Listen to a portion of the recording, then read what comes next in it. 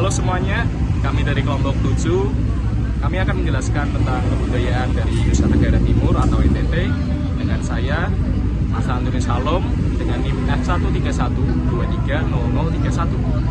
Hai semuanya, saya Rahel Najma Fatin Nabila dengan F131230025. Hai semuanya, nama saya Selina Masyani dengan NIM F131230056.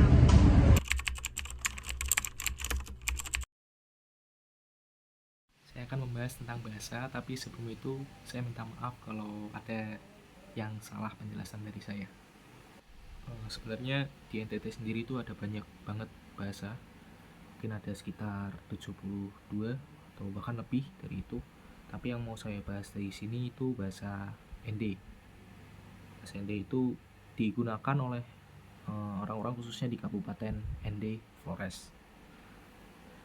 Nah, di bahasa ND itu ada yang namanya aksara lota. Aksara lota yaitu bahasa ND. Aksara lota itu sebenarnya turunan dari aksara Bugis. Ya, jadi sekitar abad 16 itu orang Bugis datang ke NTT, menetap di sana, terus bawa kebudayaan mereka, yaitu aksara Bugis.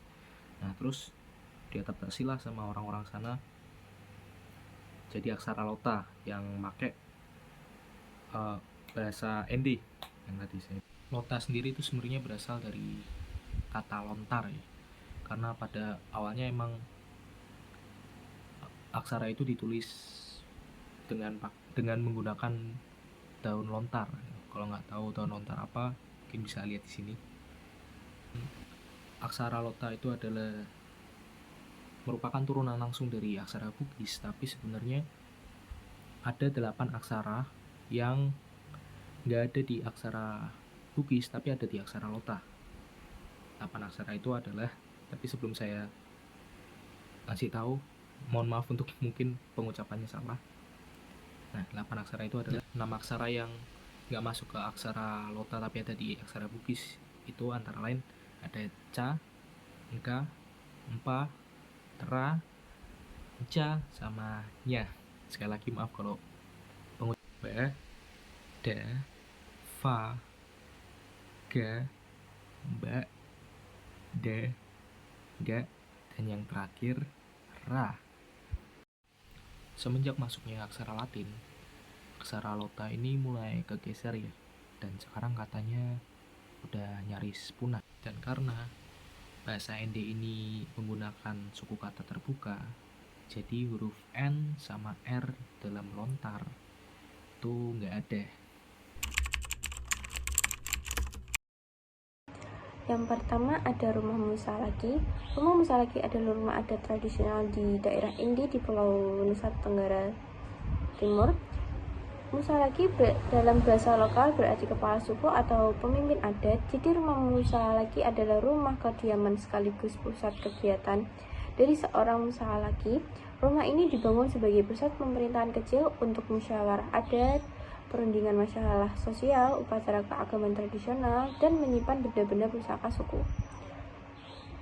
Sejarah rumah Musakali erat kaitannya dengan sistem pemerintahan tradisional di masyarakat Endelio, di mana kekuasaan tidak dipegang oleh suatu raja besar, melainkan oleh pemimpin adat Musalaki yang mengatur wilayah masing-masing. Secara arsitektur, rumah Musalaki terbentuk panggung dan menggunakan bahan-bahan alami seperti kayu, bambu, ilalang untuk atapnya. Atapnya terbentuk kerucut tinggi sebagai lambang hubungan manusia dengan leluhur dan Tuhan. Yang kedua, ada Baruniang. Baruniang adalah rumah adat tradisional dari masyarakat Wiarebo, sebuah desa di pegunungan Flores, Nusa Tenggara Timur. Rumah ini sangat terkenal karena berbentuk yang unik seperti kerucut dan menjadi salah satu warisan budaya dunia yang diakui UNESCO. Baru berarti rumah dan niang berarti berbentuk kerucut. Jadi Baruniang adalah rumah berbentuk kerucut. Diperkirakan tradisi membangun rumah Baruniang sudah ada sejak dari 18 generasi lalu atau sekitar abad ke-18. Rumah ini dibangun sebagai bentuk adaptasi terhadap iklim pegunungan dingin dan berkabut, serta sebagai perlindungan dari angin kencang dan hujan deras. Dibangun seluruhnya dari bahan alami seperti kayu, bambu, ijuk, dan daun lontar. Rumah ini memiliki 5 tingkat. Yang pertama ada lantai 1 untuk tempat tinggal keluarga, lantai kedua untuk menyimpan makanan, lantai ketiga untuk menyimpan benih, lantai keempat untuk menyimpan stok makanan darurat, yang kelima untuk tempat persembahan kepada roh leluhur. Pertama, saya akan menjelaskan tentang alat musik Nusa Tenggara Timur, yaitu sasando. Sasando adalah alat musik tradisional dari Pulau Rote, Nusa Tenggara Timur di Indonesia.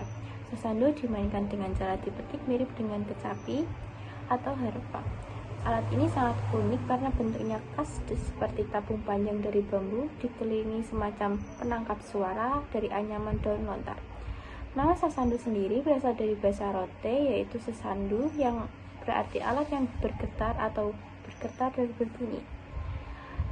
Sasando ini digunakan dalam berbagai acara seperti pernikahan, penyambutan tamu, upacara syukur, dan acara budaya lainnya. Sasando sudah berada sejak abad ke-7.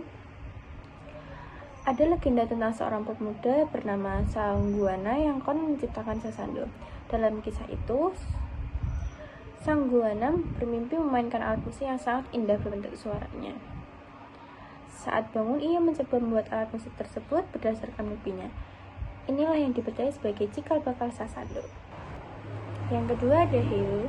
Heo adalah alat musik tradisional dari Nusa Tenggara Timur, khususnya dari suku Manggarai di Pulau Flores. Alat ini digunakan untuk hiburan dalam upacara adat ataupun mengiring lagu-lagu rakyat. Kata heo berasal dari bahasa Manggarai, bisa dikatakan dengan suara atau nada yang dihasilkan dari gesekan. Alat ini menghasilkan suara khas yang melengking dan penuh ekspresi. Yang ketiga ada faidola. Faidola adalah alat musik tradisional tiup yang berasal dari masyarakat Flores, khususnya dari Nusa Tenggara Timur. Faidola termasuk keluarga suling atau suling tradisional dan dimainkan dalam berbagai upacara adat dan acara budaya lainnya. Nama faidola berasal dari dua kata. Yang pertama ada foi, berarti suling atau alat musik tiup dalam bahasa lokal.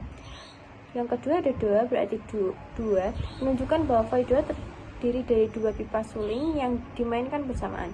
Faidola sudah dimainkan sejak zaman nenek moyang masyarakat Flores untuk mengiring ritual adat syukuran, panen, perayaan kelahiran, atau upacara pemanggilan hujan.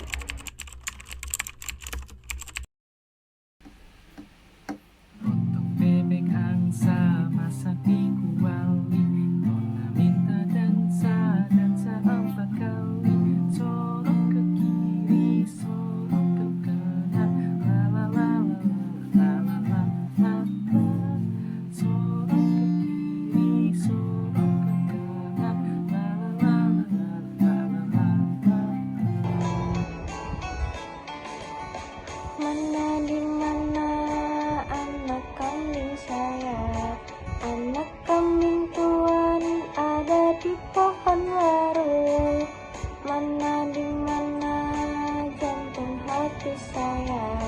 Jantung hati tuan ada di kampung baru.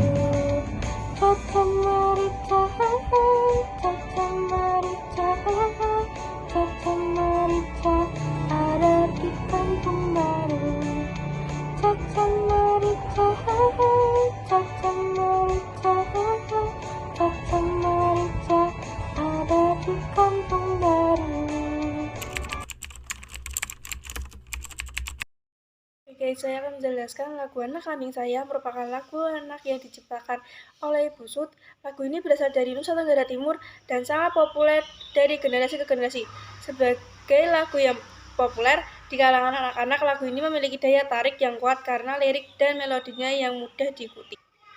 Makna dari lirik lagu tersebut menggambarkan percakapan antara orang tua dengan anaknya yang pergi merantau. Lagu ini seolah-olah menanyakan keberadaan anak yang pergi merantau dengan lirik pertama bertanya dan lirik kedua menjawab. Fakta menarik, lagu ini banyak diyakini diciptakan oleh Ibu Sud dan Surijah Niung. Kepopuleran lagu ini menjadikan bagian dari warisan budaya Indonesia dan mencerminkan keberagaman budaya di Asia Tenggara. Saya akan menjelaskan lagu Potong Bebek Angsa yang diciptakan oleh Soejono atau yang populer disapa Pak Kasur, yang dikenal sebagai salah satu tokoh pendidikan di Indonesia dan menciptakan sejumlah lagu anak-anak. Potong Bebek Angsa menggunakan lirik bahasa Indonesia yang mudah dimengerti. Makna dari lagu Potong Bebek Angsa, meskipun liriknya sederhana, lagu ini memiliki makna tentang keceriaan, kebersamaan, dan ajakan untuk bersenang-senang. Lagu ini juga menggambarkan suasana riang, gembira yang sering muncul dalam kebudayaan masyarakat Nusa Tenggara Timur. Saya akan menjelaskan upacara adat di Nusa Tenggara Timur. Upacara adat ini memiliki sejarah panjang dan beragam, mencerminkan kepercayaan, nilai, dan tradisi masyarakat setempat. Upacara-upacara ini seringkali terkait dengan siklus alam, hasil panen, serta ritual untuk menjauhkan bencana atau memohon keselamatan. Berikut beberapa upacara adat Nusa Tenggara Timur beserta sejarah dan maknanya. Upacara El Koil Out. Upacara ini dilakukan untuk memohon turunnya hujan saat musim kemarau panjang. Masyarakat setempat percaya bahwa upacara ini dapat mendatangkan hujan dan meredakan kekeringan. Terus ada upacara Penti. Upacara ini dilakukan oleh masyarakat Manggarai di Flores sebagai upacara syukur atas hasil panen, serta sebagai untuk rekonsiliasi antar warga. Penti juga dianggap sebagai pesta tahun baru masyarakat adat. Terus ada upacara Zairo. Upacara ini dilakukan oleh masyarakat Sumba Barat untuk memohon maaf kepada Dewi Padi yang dipercaya sebagai pelindung tanaman padi. Zairo juga bertujuan untuk memohon keselamatan dan kemakmuran masyarakat. Terus ada upacara Reba. Upacara ini dilakukan di beberapa daerah di Kabupaten Ngada sebagai bentuk perayaan dan rasa syukur atas hasil panen, serta sebagai kesempatan bagi anggota keluarga untuk saling bertemu. Terus ada upacara Pasola. Upacara ini adalah tradisi perang yang melibatkan kedua kelompok penunggang kuda yang saling berhadapan dan melempar lembing kayu. Pasola memiliki makna yang mendalam dalam budaya Sumba. Terus ada upacara Nujuh Jerami. Upacara ini merupakan ritual rasa syukur yang dilakukan oleh komunitas orang Lom di Dusun Air Abik dan Dusun Pejam. Terus ada upacara Golok Koa Hole Mahara. Upacara ini dilakukan di Pulau Sabu. Saya menjelaskan sejarah kain tenun NTT. Sejarah kain tenun ini telah menjadi bagian integral dari kehidupan masyarakat NTT sejak ribuan tahun lalu. Masyarakat NTT diperkirakan sudah ada sejak 3.500 tahun yang lalu, dan kerajaan pertama mulai berkembang ke abad ketiga Masehi. Sejak saat itu, mereka telah mengenal seni dan budaya termasuk menenun. Kain tenun.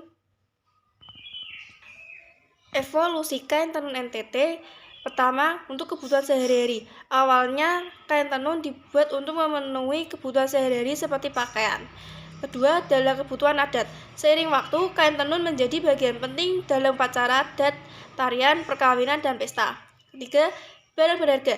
Kain tenun NTT ini dianggap sebagai barang berharga yang bernilai tinggi, terutama karena proses pembuatannya yang sangat sulit dan dianggap memiliki makna budaya yang kuat. 4. Turun-temurun. Keterampilan menenun telah diwariskan secara turun-temurun dalam keluarga dan suku-suku di NTT. Terakhir, varian motif dan teknik. Setiap daerah di NTT memiliki gaya turun yang khas, termasuk motif dan teknik menenun yang berbeda. Fungsi kain tenun. Pertama adalah busana. Kain tenun digunakan sebagai pakaian sehari-hari dan busana adat. Kedua, mahar. Kain tenun sering digunakan sebagai mahar dalam pernikahan. 3. Petunjuk status sosial. Kain tenun tertentu dapat menunjukkan status sosial seorang dalam masyarakat.